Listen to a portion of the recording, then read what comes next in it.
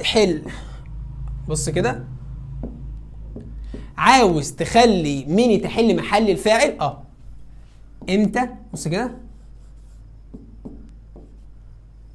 ركز، ميني بتحل محل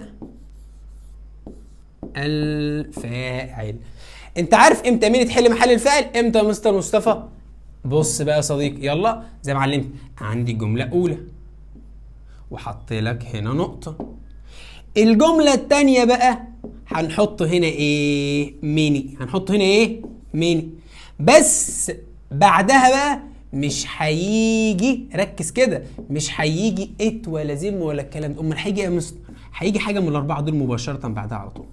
هتلاقي بعد النقط على طول في ار، هتلاقي بعد النقط في وير، هتلاقي بعد النقط في هاف، هتلاقي بعد النقط الفعل في الاولاد في المصدر.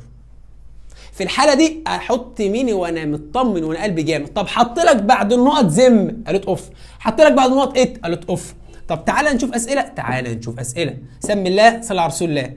لما اقول لك انا I have، انا لدي a lot of، الكثير من، ركز كده، friends، الاصدقاء، حلو جميل جدا، ورحت حاطط نقطه، فالجمله بتاعتي كده ايه؟ انتهت. خلي بالك، وجيت عملت كده نقط نقط نقط، قلت لك هنا يا استاذه ار كليفر، كلهم ما شاء الله شاطرين.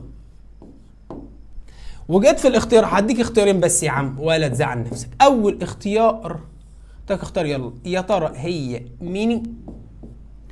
تاني اختيار الوت اوف. انت هتعمل ايه بقى؟ هتقول مستر مصطفى قال لي عشان الاثنين بيحلوا محل الفعل. الاثنين بيحلوا محل الفعل، ولكن احذر. ابص هنا، لو لقيت زم الوت اوف، لقيت ات الوت اوف. طب هنا هل في، ركز كده، هل في عندك هنا زم؟ لا. ات لا. يبقى الاجابه بتاعتي ايه؟ الاجابه بتاعتي ميني.